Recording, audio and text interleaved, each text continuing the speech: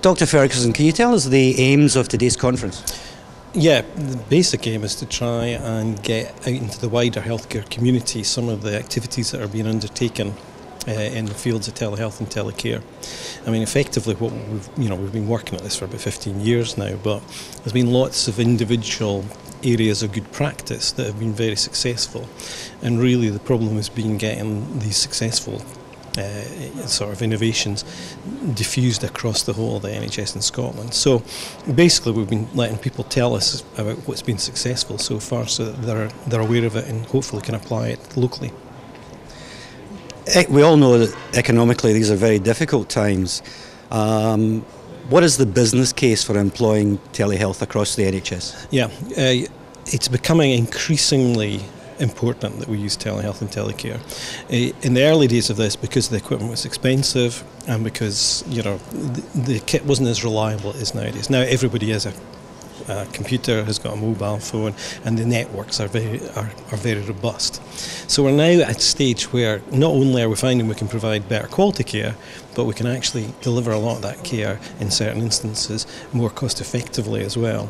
So increasingly as time goes along, we're finding it's more effective. But the thing about it is it has to be done at scale. The problem with small projects is it's expensive to set it up for a few patients, and really if we want to really milk everything out of it, we want to be setting up national projects where you can really get savings from massive economy of scale. So you've had a really good turnout this morning, quite exceptional I would say in this day and age. What would be the key message you would like delegates to take with them today? Well, the key message I'd like them to take is that telecare is here, the evidence is there of its clinical effectiveness and also its cost effectiveness.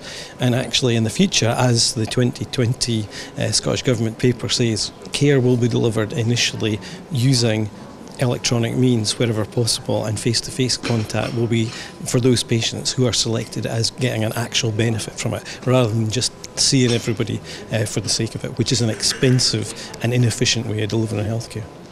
Dr. Ferguson, thank you very much. Okay. Yeah, my name's Tony Thompson. My organisation is Looking Local. We run a national interactive TV service across Sky and Virgin and various other platforms. And our interest here today is to take some of our telehealth products that we've put together and showcase them to the audience and see if we can generate some interest. Okay. Why this particular conference? Well, there's actually two conferences. There's one taking place in Bristol at the moment, and we're quite a small outfit, so we've spread ourselves kind of quite wide. I've covering Scotland today, but it was important that we got to see the people involved in telehealth and telecare, because that's an area that we're kind of like, we're specialising in. We know that these things are quite expensive to do. In terms of outcomes, how's it been for you? What has today been for us? Well, we don't know yet. It's a bit early days. We've had a lot of interest. We sat on a forum earlier, spoke to a few people involved in the industry. There's a lot of interest in the sort of products and pieces that we're putting together. So yeah, we're hoping the interest is going to be high.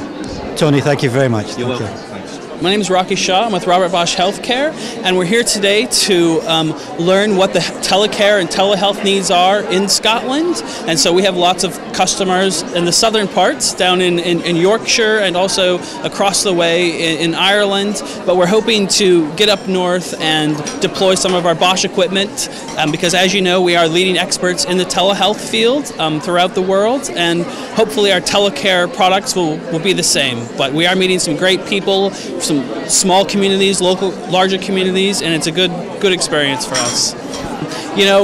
We've deployed telehealth, been using it in the States for the past 15 years, and it's still considered a relatively new market. That's because when you're working with clinicians and hospitals, everything takes a long time to adapt, and they don't want anything new to get in the way of that. But it has been it's being more accepted within the UK and also in Scotland, and we hoped in the next year or two we'll basically be seeing more telehealth units and more telecare units from Bosch deployed. Thank you very much. Thank you. Cheers. Hi, I'm Shona Smart from Ecom Scotland, and we're here today to find out a bit more about the telehealth agenda within Scotland and how we can extend on the work that we already do with the NHS in developing e-learning resources to support widespread adoption e-learning projects. in specific areas. Now, I know that e-com is well known throughout Scotland in the field of e-health, but or I should say e-learning. But I believe recently you've had some considerable successes within the NHS itself. Could you tell us a little bit about that? Yes, I can. We've recently been awarded a rather large contract by NHS Education for Scotland to produce resources to support the quality improvement agenda. We're currently at the later stages of development of 15 resources supporting that, so it'll be widespread, again a widespread adoption project and giving best value and cost reductions to the NHS and delivery of training. It looks as if it's an extremely busy conference. How's it actually been for yourselves this morning? It's been for ourselves very good. We've had a lot of interesting discussions with practitioners in the area, and we've got 5 or 6 people to follow up on who are interested in our products and services. Shona, thank you very much. So I'm Marion Priest, I'm the Operations Manager with Telecare Services Association, known as TSA, and I'm here today because we want to share the work that we do on national standards for telecare, for the delivery of telecare, through our quality standard, which is the Telecare Code of Practice. And there are 140 telecare service providers accredited to our code. It's independently inspected and it delivers a consistent service to the end user, the service user for telecare. We're very proud of it and we want to share and get more organisations to become accredited to it. It's obviously a very, very busy conference, an exhibition. Have you had a lot of interest in what you're particularly doing? Yes, I'm delivering a World Cafe session twice today during the conference, and I've had a full table at the first session, hopefully again this afternoon. Really looking forward to it, and I've really enjoyed the format that they've put on today. It's been very busy. Thank you very much. My name's Kevin Geddes. I'm from the Long Term Conditions Alliance Scotland. I'm here today representing a partnership with the Glasgow School of Art and LTCAS to promote a project that we've been involved in as part of the Technology Strategy Board called the Living It Up project here in Scotland. We've been using a community engagement tool focused around exploring what people's hidden talents are and how they'd like to share them in the community. What sort of hidden talents have you actually come across then? An absolutely amazing range of talents. People in Scotland are really talented. Anything from singing, dancing, cooking. We've had somebody today talking about fire eating. Lots of people talk about caring as their talent and helping their families to grow and develop in the community. A lot of people tell us that they're very organised and like to help people out. A lot of people like to explain technology to other people. You know, a real range of talents actually. And how are those talents actually being used and exploited, shall we say, through LTCS?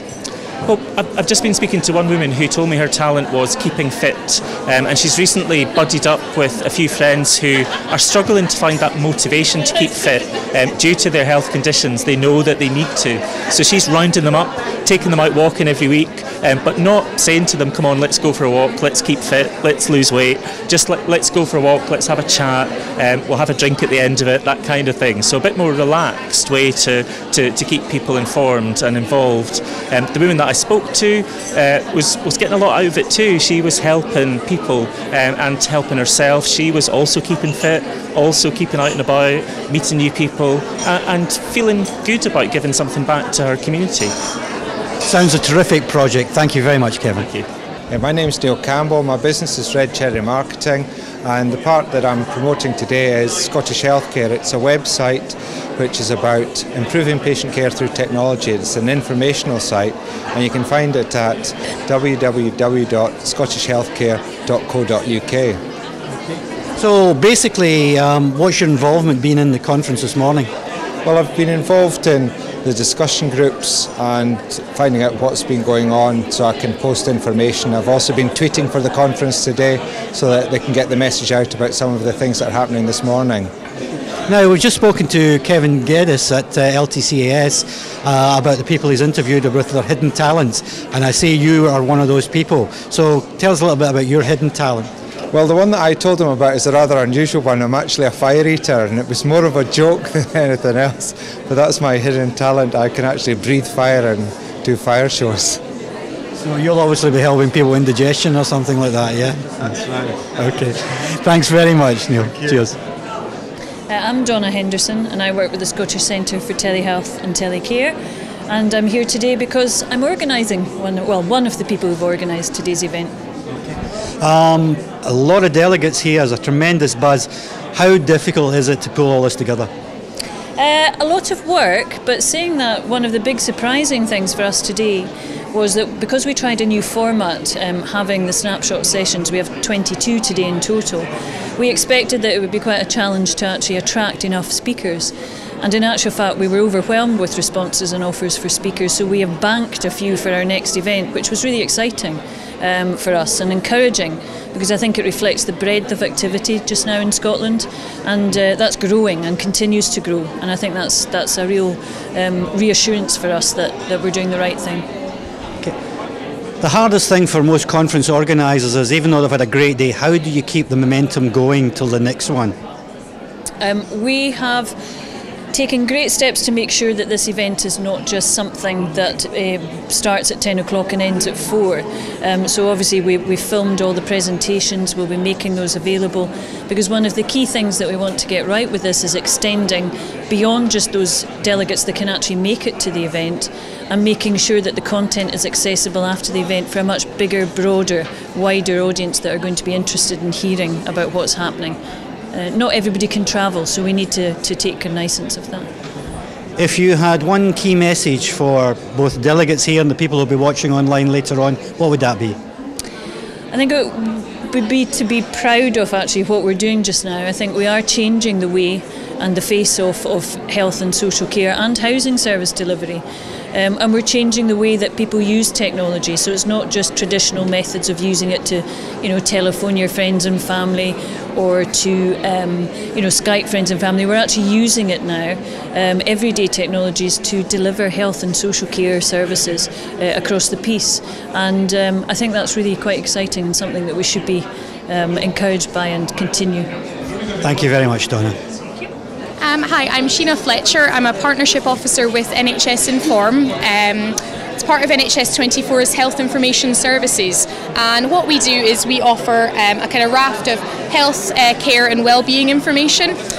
We're online, on the phone, and you can also get us through your digital TV as well, which is actually why we're here today promoting our digital TV offering. We're available through Virgin Media and Sky at the moment, and you can just sort of log on with your remote and find health information through the NHS Scotland digital channel. We're also on Facebook and Twitter as well, so if you're on those, like us, because that would be good. The types of information we have are information on health conditions. We've got a really big Health A to Z. Lots of common health questions answered, so kind of like an FAQ about healthcare in Scotland. We also do things like national campaigns such as Detect Cancer Early, which we're promoting on our site at the moment as well. We're very much just a national health information service for the people in Scotland. It's been a very busy conference, you can see that. What sort of reaction have you had from the delegates attending? It's been really positive actually, and we're quite a sort of to and fro service. We like to get engaged with people as much as possible, so we've had some quite good suggestions which I'll be taking back to our content team, and really just raising awareness, and it's been really positive today. Yeah. Thank you very much indeed. Thank you. Today's conference is a bringing together of the Telehealth Care Learning Networks. So basically the Telecare Learning Network and Telehealth Learning Networks, as was, have come together into the Telehealth and Telecare Learning Network. We don't get a chance to get together very often like this, so it's quite a big event, very diverse, lots of folk from health, local authorities, allied health, housing association and providers as well as the voluntary sector. So it's quite a mixed group, and they have the opportunity to hear from one another about presentations on what they're doing, different activities they're trying to get off the ground, collaborations might come out of the day. But from our point of view in the SCTT, we're really interested in the knowledge transfer element. So in other words, how do we take the lessons learned from all those who are here today and those who are doing the workshops, how do we take them and kind of pass them on to the other guys who need to know about them, and help them to use those lessons as they change their own practice or develop new services, or really just find out what else is out there that they might be doing. So that's our role in today, really, is facilitating that bit of knowledge exchange. One thing that seems to be becoming more and more apparent is that the very fact that through the SCTT we're seeing a much more joined up approach between health and the agencies and partners. Why do you think you're able to achieve this? Well, I think it's probably lots of things. You know, there's economic drivers there, there's very clear policy drivers around the integration of health and social care in Scotland, and there's actually a really practical element as well. You know, there are a lot of policy objectives around delivering care to people in their own homes or in their own communities. In other words, not in hospitals or big formal settings, and trying to provide services for people in their own homes and communities, trying to support carers, informal carers, as well as family members and staff in those settings.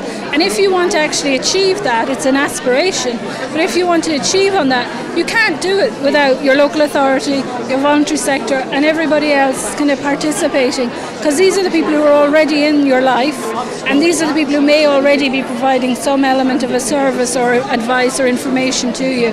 So it just makes sense for us to actually work together and try and share some of that approach and deliver a service that at the end of the day has more likelihood of being successful, because we've actually involved everyone who needed to be involved in the first place. That's the hope. If there was one kind of key message you would like delegates to take away today, what would that be? The opportunities are boundless, but it's worth taking the time to learn from the others who are doing it and to talk to them about what you're planning yourself and to try and learn from some of their lessons, really. I suppose I'm bound to say that. But apart from that, never underestimate how important it is to train your staff, to raise awareness with your staff and your service users, and to kind of share the load, get people involved. If you're trying to develop telehealth and telecare, get the people involved who you're going to need, not just at the beginning, but throughout the whole life of the project until it becomes a routine service. Nessa, thank you very much. My name's Rudy McKinnon, and I'm employed by the Lochalsh and Skye Housing Association, and my reason for being here today is that we deliver all telecare and telehealth devices throughout the Skye and Lochalsh area and have been doing so for a number of years. What sort of feedback have you had from the delegates you've been speaking to today? Some very positive feedback. There's been a lot of interest in what we're currently doing, and especially in the partnership working that we do with the local health board and the local government. And that has come through loud and clear that people are quite interested in how we've managed to achieve that, because I think communication can sometimes be difficult between various sectors like that, but also employing the third sector such as ourselves, producing very cost-effective results for delivering telecare and telehealth. There's also a lot of people are very interested in finding out how to set up a not dissimilar service to what we provide. So I think I'm going to have a lot of visitors coming up to Skye at some point to have a look at what we're doing. Rory, thank you very much indeed. Pleasure. Thank you.